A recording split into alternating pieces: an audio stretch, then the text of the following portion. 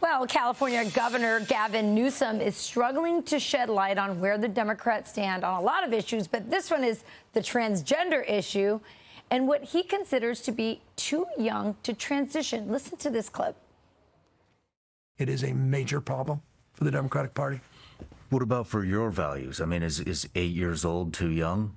Yeah, I mean, look, I now that I have a 9-year-old, just became 9. Come on, man. I get it. So those are legit.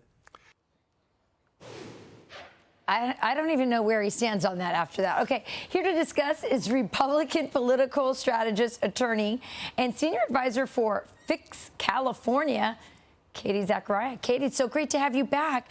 So he says, I get it. But what does that mean? Is he for or against 8-year-olds being transitioned without parental consent? It seems pretty cut and dry, right? Rachel, we know how he feels because he signed Senate Bill 107 in California, which makes California a sanctuary state for minors seeking gender-affirming care. So they take custody. The whole state of California can take custody of a minor if they want gender-affirming care under the age of 18. These children are not even old enough to give informed consent for any other medical procedure. I know.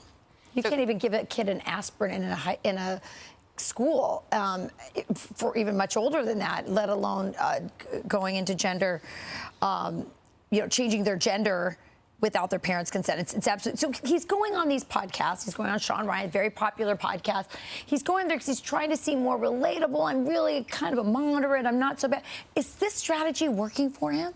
Absolutely not, especially for the people who live in California and have seen his hypocrisy full center as for his entire governance, right? He's done everything outside of what Californians, the rest of the United States, has actually really wanted. Most people are not for gender-affirming care for people under the age of 18. President Trump signed an executive order banning this under the age of 19. Yes. And it's actually in violation of the full faith and credit clause for federal law. So let's talk about another issue that's burning, no pun intended, in Los Angeles and in the whole state of California. We saw these wildfires in Los Angeles. There are virtually no permits being given for people to rebuild. The land is bare. And it seems like they're actually trying to wait these people out, right? You can't rebuild. Your land's not worth much now. And so what? They want to build low-income housing, which is probably what they wanted to do from the get-go. Yes, and he said, we're not going to build low-income housing. Everyone will get a chance to rebuild their lot. Then the Senate came out recently and said, we're going to portion a whole portion of land for low-income housing. Then it got walked back because it was unpopular. But Gavin Newsom, time and time again, continues to flip. And really what's most concerning, Rachel, is that they are giving out cash cards to illegal immigrants to evade ICE. They are giving out all kinds of protection to illegal immigrants, but they're not standing on the side of California citizens. They aren't trying to cut the red tape on all of the building programs. And they're just allowing this to sit. Not one person I've talked to has broken ground on rebuilding in California. It's actually remarkable. As you said, it's a lie. They said they weren't going to do this with the low-income housing. It looks like they are. Last question for you before we have to go.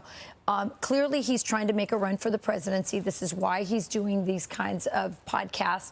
But also the state of California, as you said, you don't meet anybody who's happy with how things are going. Will California turn red? And will the rest of the country buy into Gavin Newsom as a moderate candidate for the presidency? Our job as Californians is to ensure that people see through the veneer that he's trying to curate right now. We have a ballot initiative that's up for voter ID, proof of citizenship on statewide races. Would that change the election? That will change the election. That is a game changer. That is a game changer nationwide, but particular for states like New York, for states like California, it will be monumental. Wow. Fascinating. All right. Well, Katie, we love you coming in, telling us all the crazy news from California. Thanks a lot. Thank you. You got it. I'm Steve Doocy. I'm Brian Kilmeade. And I'm Ainsley Earhart. And click here to subscribe to the Fox News YouTube page to catch our hottest interviews and most compelling analysis.